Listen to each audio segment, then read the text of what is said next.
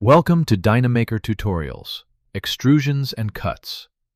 In this tutorial, you will learn how to create a model from a sketch in DynaMaker and perform two basic CAD features, an extrusion and a cut. Let's start by creating a component called, for example, washer. Then at the top, create a sketch with the shape of a circle. Next, create a model as extrusion from this sketch.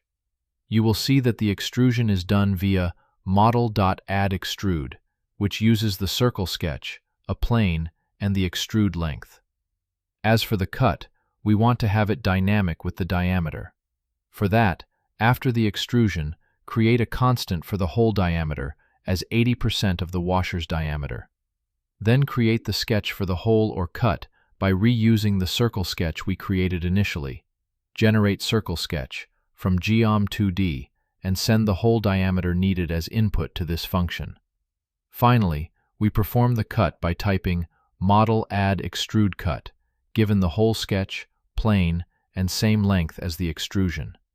Since we want the washer to be dynamic only in diameter, we will simply move the input extrude length to a constant thickness and use this instead wherever it's needed.